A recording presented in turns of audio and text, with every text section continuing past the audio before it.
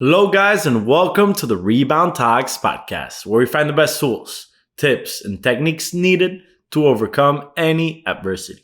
I'm your host, Antonio Colmenares, and today we're going to be talking with Willie B. Irvine. He's a professor of philosophy at Wright State University, the author of 7 books, including The Stoic Challenge and A Guide to a Good Life. He's also written for the Wall Street Journal, Huffington Post, Salon, Time, and the BBC. In this interview, we're going to be talking about what Stoicism is, how to use this strategy called the Stoic test to minimize negative emotions that arise from setbacks. What are the psychological tools behind this technique and how to handle good fortune? Stay tuned. Hello, William. How's it going, man? I appreciate you coming on. I'm happy to be here. Thank you for inviting me. Thank you for coming on. I don't know if it's me, but I think that Stoicism isn't something that you could grasp quickly. I feel that it has to be deeply studied in order to be understood well. Could you please dive deeply into what Stoicism is? Okay, Stoicism is not a mystical, deep thing. So it's not like Zen Buddhism where you have to study for decades in order to get a grasp of what's going on. It's one of the most accessible things in philosophy.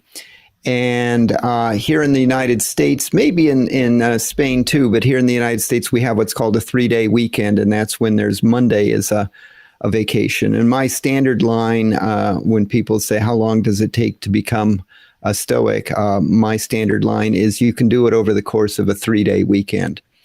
3-day weekend, you'll learn the basics of Stoicism. You'll learn who the Stoics were, what their program was. But the important thing is, and the Stoics had lots going on. They were the preeminent logicians of their time. They had a deep interest in science. But they also were the preeminent psychologists of the ancient world. And one of the things they did was come up with these techniques that you can use in your own life, in your own daily life, techniques to prevent you from experiencing negative emotions. And these are emotions like anger, like envy, like regret, like jealousy. Although they came up with these 2,000 plus years ago, human nature hasn't changed. So the techniques are as effective now as they were in the distant past. And they're techniques that are easy to understand. So it's not like Zen meditation, right?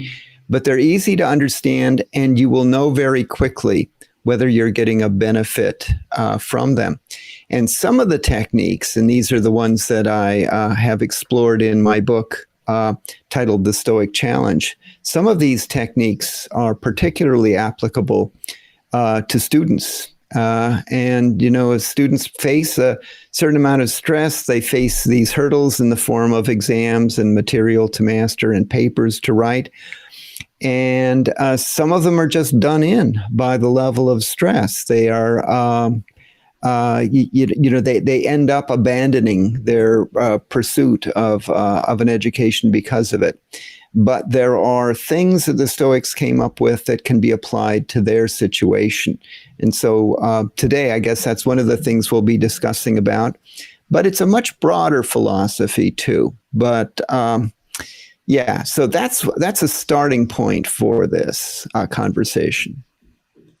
So is the basic principle that they're trying to avoid this negative emotions?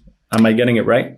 Yeah. Now, this is one component of Stoic philosophy, but they said when it comes to your life, your goal in living should be the avoidance of negative emotions. And again, I listed some of those. And you know what they are because they feel bad when you experience them.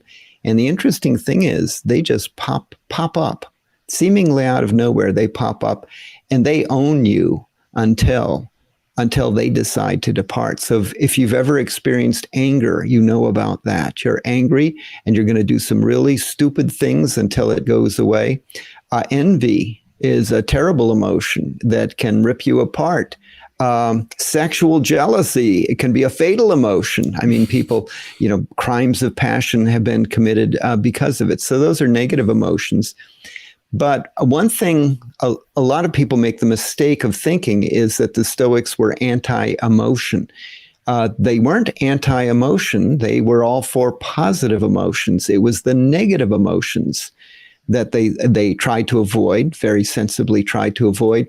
The positive emotions they embraced, and the positive emotions include the feelings of delight or the experience of awe or wonderment. And they're very simple sounding emotions, but if you can learn to wake those up in yourself and learn to appreciate them, you can live in a world that's a wonderland.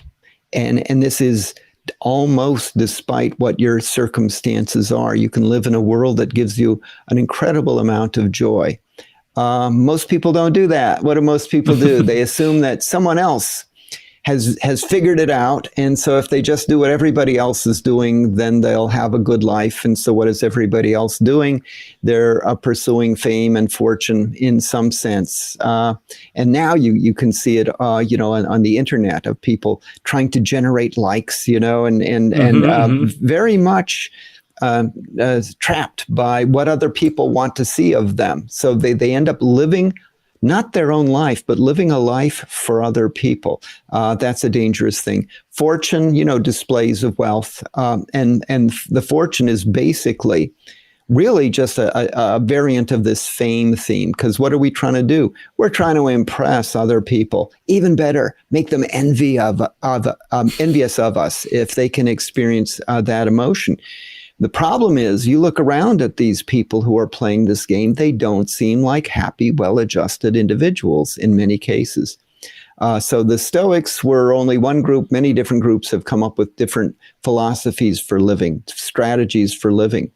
But anybody who gives it any level of thought will conclude that pursuing fame and fortune is a sure recipe if what you want is a life of continual dissatisfaction. If you can learn how to be happy with what you've got, you're going to be a happy camper. And I would love to expand on this, not letting the negative emotions rise. Okay. In your latest book, the Stoic Challenge, you mentioned how to use this Stoic Challenge in order to do just that. Okay. One of the big Stoic insights, and this is an insight that modern psychologists have only caught up with in the last 50 years or so.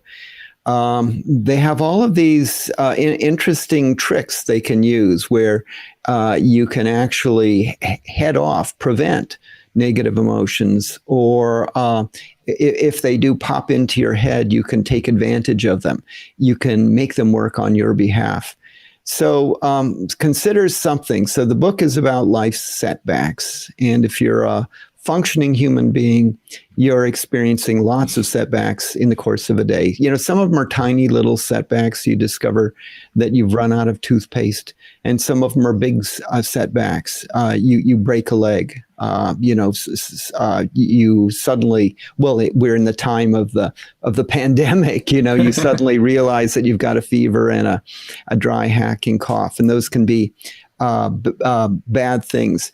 So the question is, how do you respond to a setback? And the Stoics had a two-stage response. So when life sets you back, you've got two jobs ahead of you. One is to figure out a way to work around the setback, and that is a way to come up with the best possible solution. And it may not be a perfect solution. It doesn't need to be, but it needs to be a solution that gets you around whatever the setback was and then lets you proceed. But that's just the first and least important component of your response, because your second component is to prevent yourself from experiencing negative emotions as a result of a setback. Usually when you're set back in life, the thing that costs you the most is your response, your emotional response to the setback.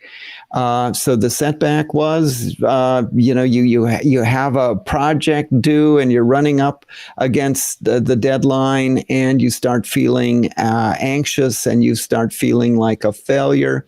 That's what's going to do you the harm. And so how do you do that? And here's an analogy. So when a water pipe bursts in your apartment or your house, so what's the setback? Well, the water pipe that burst, because what does it mean? It means you can't use the water from the sink now. But that's only the start of it, because the thing that does you the real damage is not the burst water pipe. It's all of the water all over your floors, and if you're on a second floor room, it's dripping down into the first floor, and you're going to have to replace the flooring, and you're going to have to replace the ceiling, and it gets really, really complicated. And that's the same way as when you experience a setback in life. It lets loose a flood of negative emotions, and it's the negative emotions that are going to do you the most harm. The Stoic insight was that although you may not be able to control or prevent life setbacks, you have a great deal of control over how you frame those setbacks when they occur. And that's the kind of ingenuity behind the Stoic response. So when life sets you back, you come up with a different way. I mean, one way is simply to play the role of victim.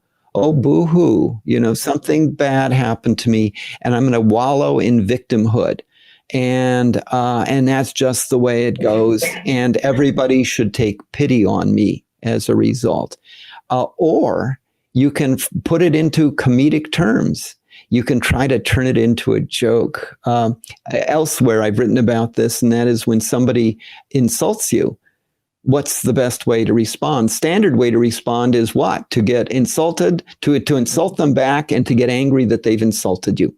Much better way, laugh it off, because then it does you no harm at all. And you know what? It's one of the worst ways from their point of view. They insulted you and you just giggled, right? So that in itself is a much worse kind of insult than if you had because they expect you to say something negative back. Or another similar thing, if somebody insults you, you just carry on as if they hadn't said anything at all. And then you watch, and what they'll do is they'll repeat the insult, thinking, maybe he didn't hear me. And then you'll say, oh, no, I heard you. And then you just carry on talking. So it's a very interesting response. You frame it as a joke. And then what happens? You don't trigger the negative emotions. So other frames that you can use, when somebody does something that harms you in some way, you can allow yourself to get angry, and then you're going to have to deal with that anger, and that anger is going to cost you. Or you can frame it as simple incompetence on the person. Isn't that unfortunate? That person is incompetent, and maybe he wasn't educated properly. Maybe he had a hard childhood, but he's simply incompetent. I'm not going to assume that he messed up the way he did in order to ruin my day. I'm going to assume that it's just a poor, incompetent person. And they had a bunch of different frames that they came up with for taking life setbacks and framing them in a way that isn't going to, that's going to cause you the least amount of harm. Another one is what I call the game frame. And so what you do is when you experience a setback, you put it into the context of a game. So in American football, one of the things they do is they charge around the field and they try to tackle the person with the ball and throw them to the ground. And the interesting thing is that same person, if somebody in the middle of the day, if somebody ran up from behind and tackled them and threw them to the ground, they would call the police, and they would say that person's a felon and that person needs to be in jail. But in the course of a game, it's understood in an entirely different way. It's part of the game. It's part of the game. And so in life, you have that power when something happens to you to consider it as part of a game. And then I go a level deeper there. So what is the game when you're set back? Who are you playing against? And so this is a kind of a literary device, but I describe these imaginary Stoic gods. I don't actually believe they exist, although I do talk to them from time to time, but I don't believe they actually exist. So what do? They sit around and come up with setbacks for you. And then it's a test. It's a test from the Stoic gods. And the question is, how do you respond to the way they've set you back? And they do it not because they're angry at you or not because they want you to suffer. They do it the way a coach would push you hard during a workout to build you up so you'll be strong, so you'll be ready for the upcoming game, right? And so it's actually kind of a compliment that they would think you worthy of this kind of training. How do you pass their test? You do two things. First of all, you successfully find a way to work around the setback. And secondly, you don't let yourself get upset about it. And the frame you put it in is when something comes back, a setback comes along, you think, oh, it's those Stoic gods again. They're testing me. Well, I'm going to show them who's in charge. And preparing for the setbacks is something very important too. Willingly putting yourself in the face of emotional or physical adversity so that you could build the muscle of or grow your comfort zone. How can we do this? You mentioned Stoic adventures and toughness tests.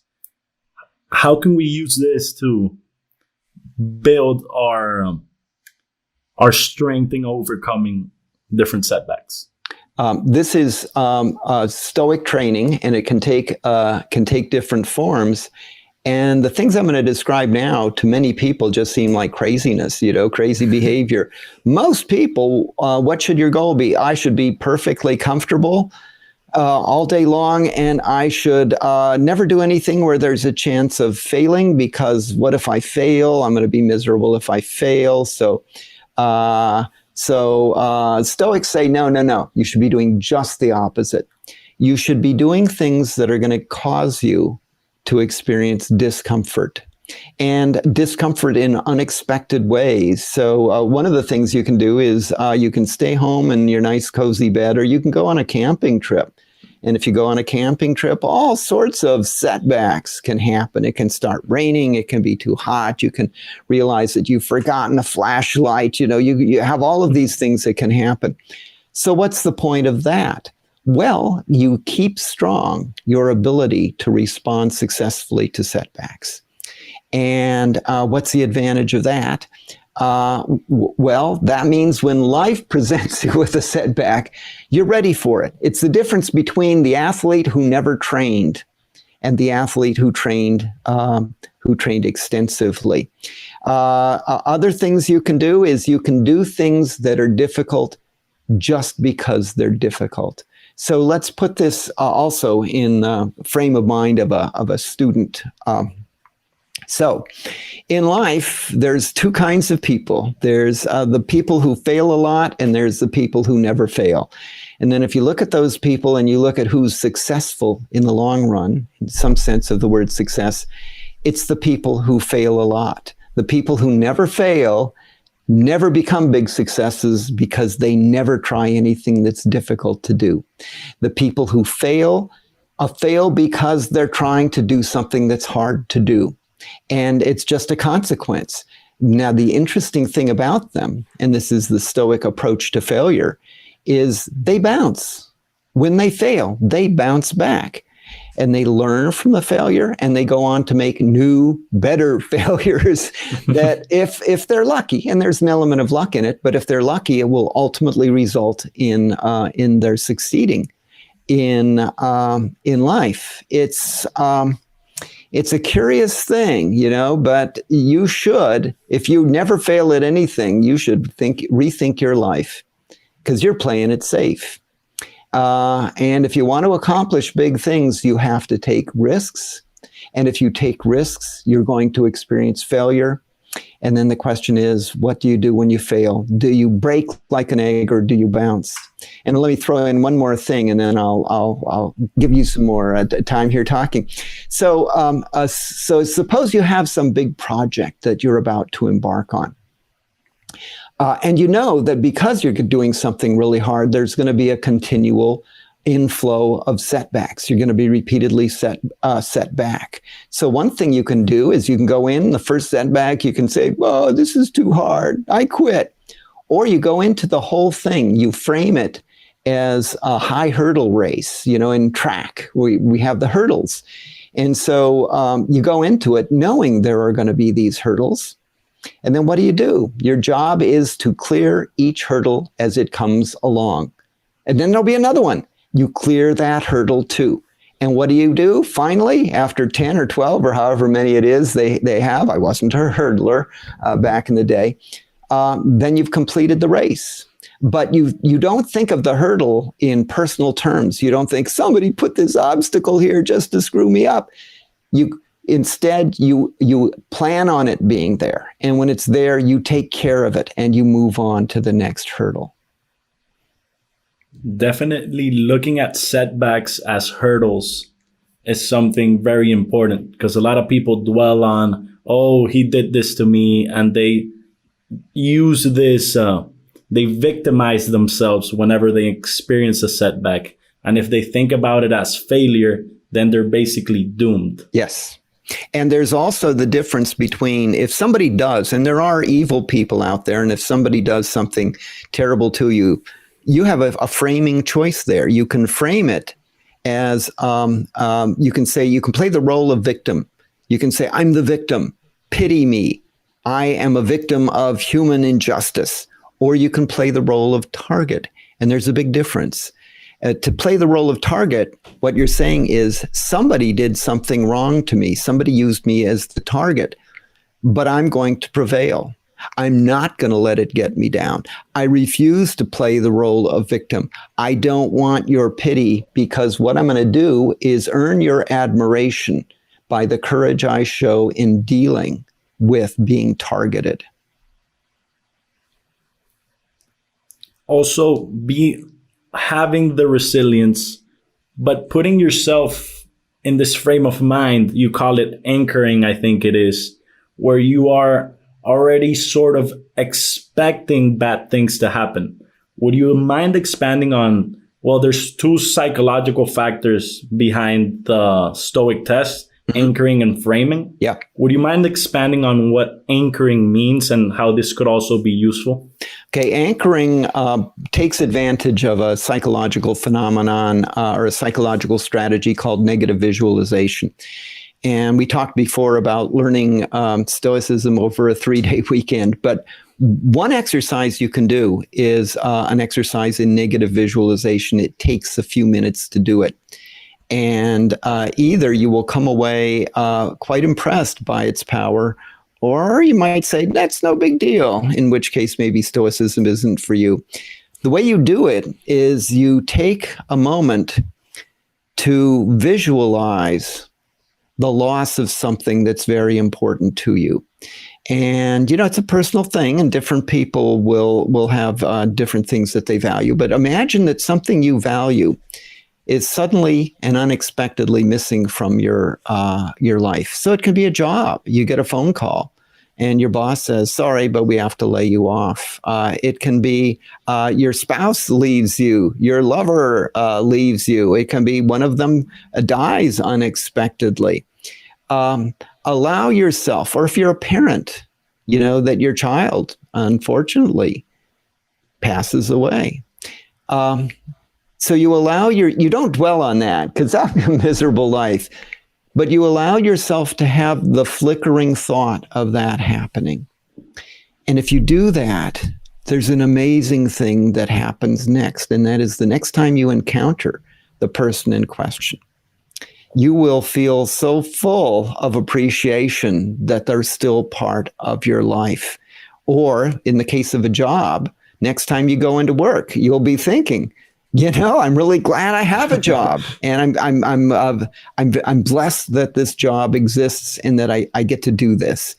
So one of the problems with life is that once, we work so hard to get something, and then once we get it, we take it for granted. And once we take it for granted, it stops being the source of pleasure that it initially was. And so what do people do then? Well, they think, okay, well, that time didn't work. That time didn't give me eternal satisfaction. But this next time, if only I go further. So you go on to what? A new spouse or a new boyfriend or girlfriend, right? In an attempt to finally get it right. And the same thing happens over and over.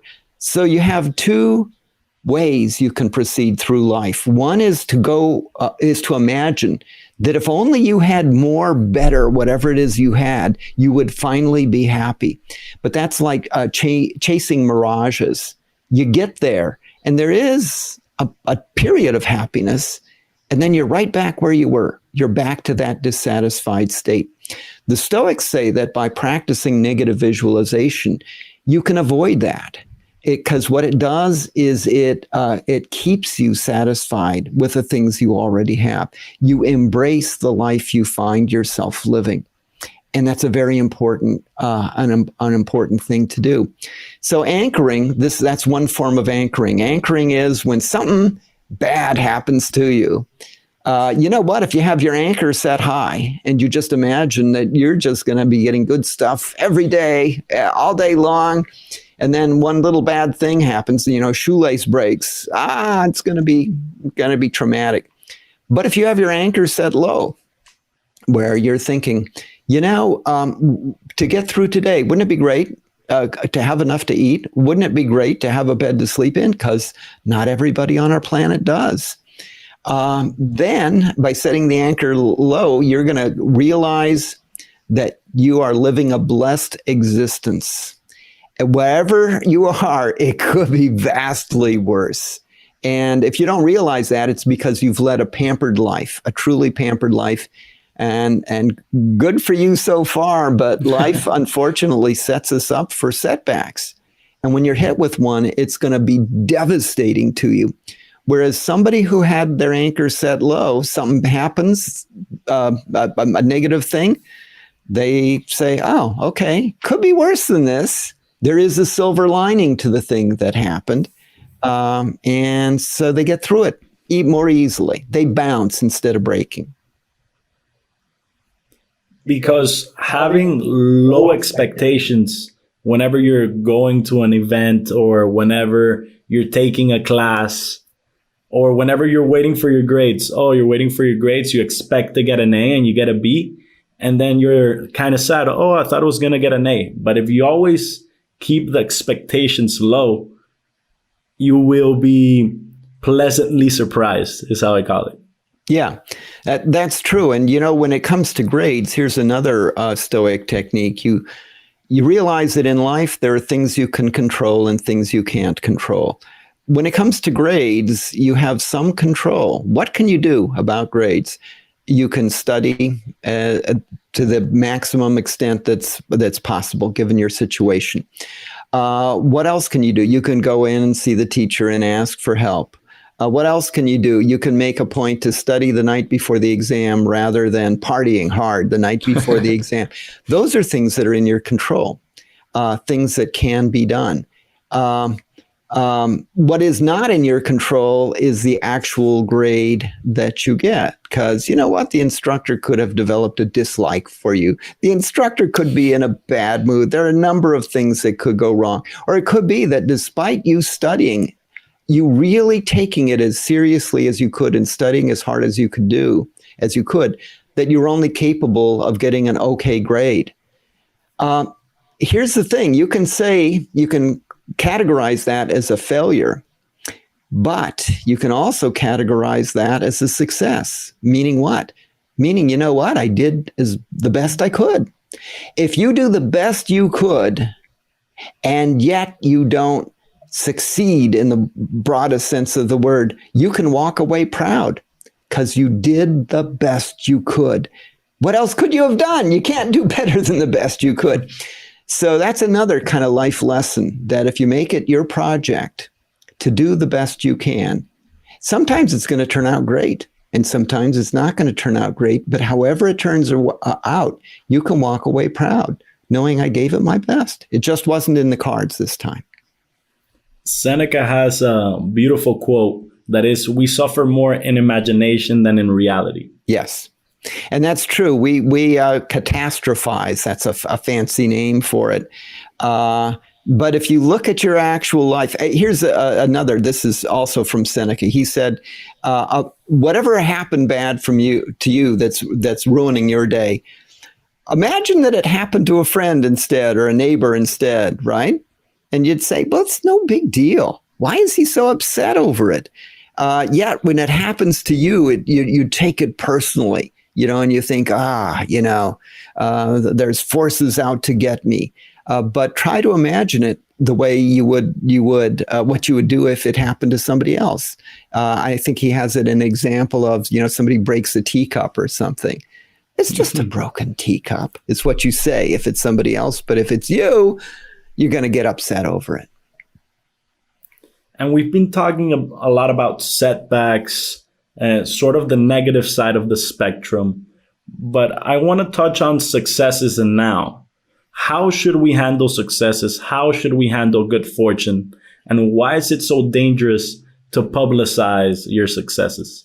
Yeah, and going back to this notion of the Stoic gods watch over us and test us in various ways. So I describe one of the things they can do is fatten us up so they can deflate us. And so what happens is you have an extended period where you don't experience any setbacks.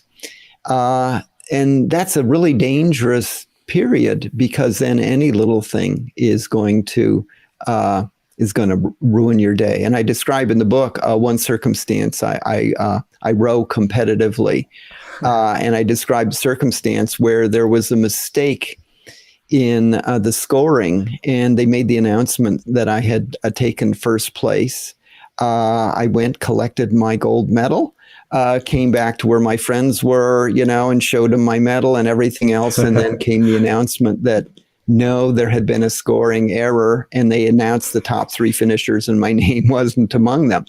So my response was, I immediately said to the Stoic gods, "You won this one," right?